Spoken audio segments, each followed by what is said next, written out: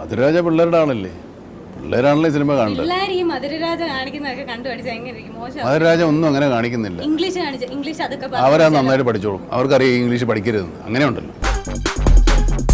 സണ്ണി ചേച്ചിക്ക് ഇതൊക്കെ എന്തിനാ നമ്മൾ പുറത്തു പറയുന്നത് അല്ലേ? അതൊക്കെ നമ്മൾ ഓരോരോ പരിപാടികളല്ലേ. ഡയറക്ഷനൊക്കെ ഒരുപാട് നന്നായിട്ടുണ്ട്. മുഴി പോകുന്നതനുസരിച്ച് നന്നായിക്കൊണ്ട്. അതാണ് അതിന്റെ ആകപ്പെടെയുള്ള രക്ഷ. പേടിയാന്ന് പറഞ്ഞാൽ നമ്മൾ തീ ചാടാതിരിക്കാൻ പറ്റുമോ?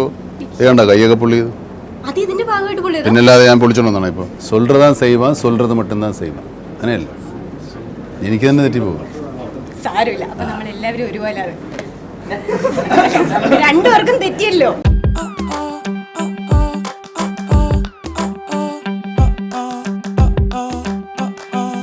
ഞാനായിട്ട് പ്രത്യേകിച്ച് ഒരു ഇൻട്രൊഡക്ഷൻ കൊടുക്കേണ്ട ആവശ്യമൊന്നുമില്ല. 2019 എന്ന് പറയുന്ന ഈ ഒരു വർഷം മമ്മൂക്ക അങ്ങനെ തകർത്ത് ഗംഭീരമാക്കിക്കൊണ്ടിരിക്കുകയാണ്. പേരൻപ് യാത്ര എന്ത് പറ്റി ഞാൻ എവിടെയാണ് തകർത്തു. അതുപോലെ തന്നെ ഇനിയും വരാൻ പോകുന്നത് മധുരരാജ. മധുരരാജയും പൊക്കിരിരാജയും വെച്ച് നോക്കുമ്പോഴത്തേക്കും മധുരം കൂടിയോ വീര്യം കുറഞ്ഞോ വീര്യം കൂടിയോ എന്തൊക്കെയാണ് സംഭവിച്ചിരിക്കുന്നത് ഈ 10 വർഷത്തിനുള്ളിൽ? അത് പക്ഷേ പടം കാണുന്നവരെ വെയിറ്റ് ചെയ്യുന്ന പോലെ വീര്യം കൂടിയോ മധുരം കൂടിയോ. എന്നാലും നമുക്കൊരു ക്യൂരിയോസിറ്റി ഉണ്ടാക്കി വെക്കണ്ടേ നമുക്ക്? ഉണ്ടാക്കിയോ? നമുക്ക് ഉണ്ടാക്കണം. മധുരരാജ തന്നെയാണ് ഒരു ക്യൂരിയോസിറ്റി. കൂടിയോ കോമഡി കൂടിയോ അങ്ങനെ വെച്ചാൽ അതേ പടം തന്നെ അല്ലല്ലോ, ഇത് വേറെ പടമല്ലേ. അതാണ് ഏറ്റവും വലിയ ക്യൂരിയോസിറ്റി. കണ്ട പടമല്ല, അത് കാണാത്ത പടമാണ്. മധുരരാജയ്ക്ക് 10 വർഷം കഴിഞ്ഞപ്പോഴത്തേക്ക് ഇംഗ്ലീഷ് ഒക്കെ കുറച്ചും കൂടെ പഠിച്ചു. ഒട്ടും പഠിച്ചിട്ടില്ല. അതുപോലെ തന്നെ ഐ രാജ അതേ ഉള്ളൂ. അപ്പോൾ അതുപോലെ തന്നെ സെയിം ടീമാണ്. സെയിം ടീമാ. ഒരുവിധം നമ്മുടെ ഇവിടെ ഇപ്പോൾ നെടുമുടി വേണുണ്ട്, പിന്നെ വിജയരാഘവനുണ്ട്, പിന്നെ സലീം കുമാറുണ്ട്, സലീം കുമാറിൻ്റെ ഭാര്യയുണ്ട്, ബൈജു എഴുപുന്നുണ്ട്, അതിനകത്ത് മറ്റേ കരാട്ടെ രാജു എന്ന് പറഞ്ഞ ആളും, മറ്റേ ആൾ മരിച്ചുപോയി. അതിന് പകരം ഞങ്ങൾ പുതിയൊരാൾ റിക്രൂട്ട് ചെയ്തിട്ടുണ്ട്, നോബി ആണ് നമ്മുടെ ടീം. വൈശാഖേട്ടൻ എന്തെങ്കിലും വ്യത്യാസം വന്നിട്ടുണ്ടോ ഈ ഒരു 10 വർഷമായപ്പോഴത്തേക്കും ഡയറക്ഷനിൽ? മുടി കുറച്ച് പോയിട്ടുണ്ടെന്ന് തോന്നുന്നു. ഡയറക്ഷനൊക്കെ ഒരുപാട് നന്നായിട്ടുണ്ട്. ഗംഭീരായി. മുടി പോകുന്നതനുസരിച്ച് നന്നായിക്കൊണ്ട്. മുടി പോകുന്നതിനനുസരിച്ച് സിനിമ നന്നായിക്കൊണ്ടേയിരിക്കുന്നത്. അല്ല, ഡയറക്ഷൻ ഒരുപാട് അഡ്വാൻസ്ഡ് ആയിട്ടുണ്ട്. നല്ല ഒരു വലിയ ടെക്നീഷ്യനായിട്ട് വരുമെന്ന് എനിക്ക് തോന്നുന്നു. വന്നു കഴിഞ്ഞിരിക്കുന്നു. നല്ല ഒരു പുതിയ നമ്മുടെ ഒരു വലിയ വേൾഡ് ക്ലാസ് സിനിമകൾ, ഐ മീൻ ഈ സോക്കോൾഡ് സിനിമകളിലേക്ക് അടുത്തെത്താവുന്ന തരത്തിലുള്ള മേക്കിംഗ് ആയിക്കഴിഞ്ഞു. നമ്മുടെ പീറ്റർ ഹെയ്ൻ എന്ന് പറയുന്നത് world class choreographer, stunt choreographer, അദ്ദേഹം ആദ്യമായിട്ട് മലയാളത്തിൽ വന്ന് മമ്മൂക്കയുടെ ഫിലിമിലായിരുന്നല്ലോ. ഏത് പടം? അപരിചിതൻ.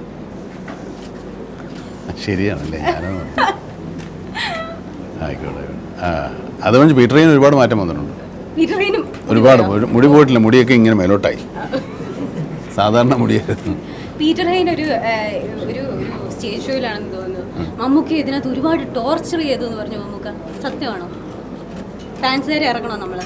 വേണ്ട. കാലത്ത് രാവിലെ മുതൽ വൈകുന്നേരം വരെ എന്നെ തീയിലിട്ട് പുഴുങ്ങും, പിന്നെ അവിടെ നിന്ന് എടുത്ത് കനലിലിടും, പിന്നെ കുറേ വെയിലത്തിടും, പിന്നെ ഉണക്കും, പിന്നെ അതിലെ ടോർച്ചറിങ്. അങ്ങനെയൊന്നുമില്ല. ഫൈറ്റ് ചെയ്യുമ്പോൾ നമ്മൾ ഒരുപാട് എന്താ പറയുക, കഷ്ടപ്പെടുത്തി എന്നുള്ളതായിരിക്കും പുള്ളി ഉദ്ദേശിക്കുന്നത്. അത് പക്ഷേ ഫൈറ്റ് കഷ്ടപ്പെടാനില്ല, അറിയാമല്ലോ. ചെയ്തിട്ടില്ലേ? വീട്ടിൽ അച്ഛനും അമ്മയ്ക്ക്. അപ്പോൾ അത് വലിയ ബുദ്ധിമുട്ടാണ്. അപ്പോൾ അതിനൊരു സ്ട്രെയിൻ, ഒരു കഷ്ടപ്പാടുണ്ടെന്ന് മാത്രമേ ഉള്ളൂ.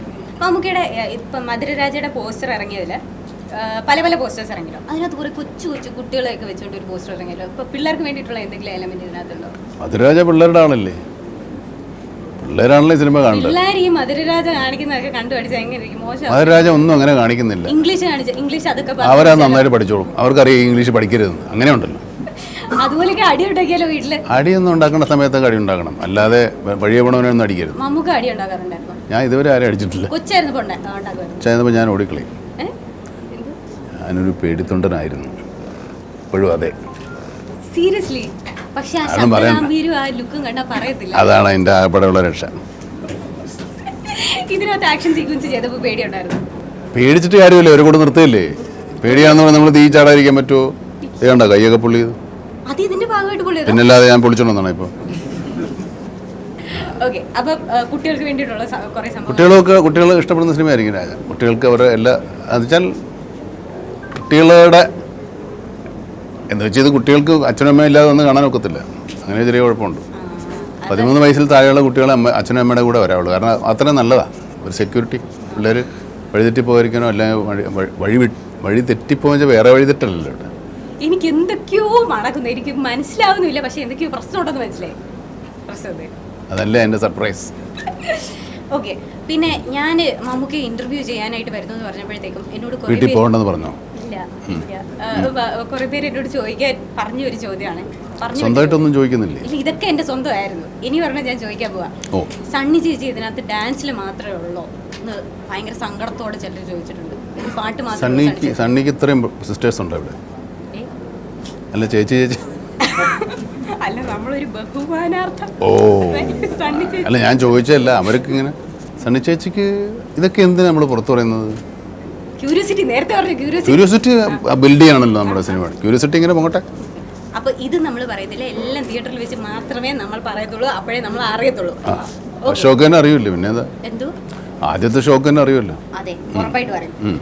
ഓക്കെ, നമുക്ക് ഇതിനകത്ത് കുറച്ച് ഒരു പൊളിറ്റീഷ്യൻ സംഭവമൊക്കെ നമ്മൾ കണ്ടായിരുന്നു. കുറച്ച് അതിന് വോട്ട് ഫോർ മധുര രാജ എന്ന് പറഞ്ഞിട്ടുള്ള പോസ്റ്ററൊക്കെ കണ്ടു. മധുര രാജ അല്ലെങ്കിൽ വോട്ട് ഫോർ മധുര രാജ.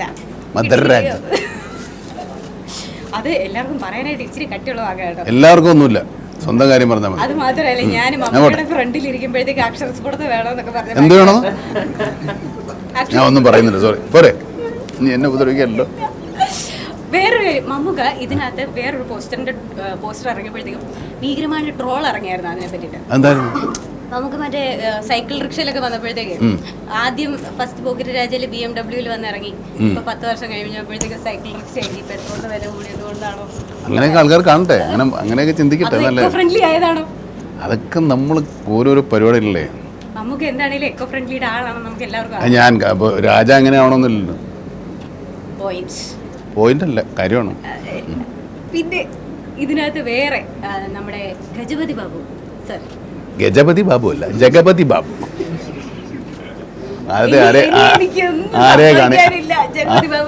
ആരെയും കണികൊണ്ടാ വന്നെന്ന് എനിക്കറിയാം. ഞാനതിപ്പോ മനസ്സിലാലോചിച്ചോണ്ടിരിക്കുക. അപ്പൊ ജഗപതി ബാബു സർ ഇതിനകത്ത് സിദ്ദിഖ് സാർ എന്താണേലും വില്ലനായിട്ട് വരും എന്നാണ് നമ്മൾ പ്രതീക്ഷിച്ചത്. നിങ്ങൾ അയച്ചിട്ടുണ്ടായിരുന്നു വില്ലനായിട്ട് വരാൻ വേണ്ടി? അല്ല, നമ്മുടെ ഒരു കണക്കുകൂടലുണ്ടല്ലോ. എത്ര കണക്ക് കൂട്ടി എത്ര കിട്ടി? ഇപ്പൊ ആകെ മൊത്തം വളരെ ശോകാവസ്ഥയാണ്. കണക്കുകൂട്ടി പടം എങ്ങനെ വേണം? അല്ല, അതല്ല, ഈ സിനിമ എങ്ങനെ വേണം? കഥയൊക്കെ പറയേണ്ട കാര്യമില്ല. എന്റെ കഥയായിരിക്കും. ഓ, എന്തൊരു ആഗ്രഹം. കഥ പറഞ്ഞേരെ. സിനിമ എങ്ങനെ വേണമെന്ന് ചോദിച്ചാല് എനിക്ക് ഇഷ്ടം പോലെ കോമഡി വേണം. മമ്മൂക്കയുടെ അല്ല, രാജയുടെ ഇംഗ്ലീഷ് വേണം. അതെനിക്ക് ഭയങ്കരമായിട്ട് ഇഷ്ടപ്പെട്ടു. പിന്നെ കുറച്ച് ആക്ഷൻ. മമ്മൂക്ക ഇതിനകത്ത് ബാക്കി പറ. കുട്ടികളെ മൃഗങ്ങൾ, ഇതിനകത്ത് കുറച്ച് മൃഗങ്ങളെ കണ്ടല്ലോ. മനുഷ്യരുണ്ട്, നമ്മളെന്താ കണ്ടാ തോന്നില്ലേ? മനുഷ്യരുണ്ട്, പക്ഷെ വളരെ സ്പെഷ്യൽ ആയിട്ട് മൃഗങ്ങളുണ്ടല്ലോ. മൃഗങ്ങളൊക്കെ ഉണ്ട്. ട്രെയിൻ ചെയ്ത മൃഗങ്ങളൊക്കെ ഇതിനകത്തുണ്ടെന്ന് ഇതാരും പറഞ്ഞു ഇല്ലേ? പറഞ്ഞിരുന്നു ഉണ്ട്. ഇപ്പൊ എല്ലാം കഴിഞ്ഞ് ഇനിയിപ്പോ ഒന്നും പറയാനില്ല. കോമഡി ഉണ്ട്, ആക്ഷൻ ഉണ്ട്, ഇംഗ്ലീഷ് ഉണ്ട്, മൃഗങ്ങളുണ്ട്, ട്രെയിൻ ഉണ്ട്, ഞാനുണ്ട്. ഇത് തീർന്നല്ലോ. ആ കഥയായി. ഞാൻ പോട്ടെ. അപ്പൊ താങ്ക് യു സോ മച്ച്. പക്ഷെ പോകുന്നതിന് മുമ്പായിട്ട് എനിക്കൊരു കാര്യം, മമ്മൂക്ക ആ ഡയലോഗ് ഒന്ന് പറയോ? ഏത് ഡയലോഗ്? നമ്മുടെ രാജയുടെ ഡയലോഗ്, സ്വന്തം ഡയലോഗ്. ആദ്യം ആ ഡയലോഗ് ഒന്ന് പറയാക്കട്ടെ. അയ്യോ, ഇത്രയും പ്രശ്നങ്ങളെ എന്റെ നാവിന് പറ്റി കഴിഞ്ഞ് ഞാൻ വീണ്ടും അത്. പിന്നെ എന്തിനാ അങ്ങനെ ഒരു ദുരാഗ്രഹം? മമ്മൂക്കിക്ക് പക്ഷേ ഏത് ഡയലോഗ് എന്ന് പറയാൻ ഞാൻ എന്ത് ചെയ്യും കുട്ടി? சொல்றது மட்டும்தான் செய்வே அல்ல சேவ் செய்யறதா சொல்வே சொல்றது மட்டும்தான் செய்வே சொல்றதான் செய்வான் சொல்றது மட்டும்தான் செய்வாൻ. അങ്ങനെയല്ല, എനിക്ക് തന്നെ തെറ്റിപ്പോകും. സാരമില്ല, നമ്മൾ എല്ലാവരും ഒരുപോലെയാണ്. രണ്ടുപേർക്കും തെറ്റിയല്ലോ. തെറ്റ് പറ്റും, പക്ഷെ രണ്ടുപേർക്കും ഒരേ തെറ്റല്ല പറ്റിയത്. സോറി മമ്മൂക്ക. അപ്പൊ മമ്മൂക്ക നന്നായിരുന്നു. All the best.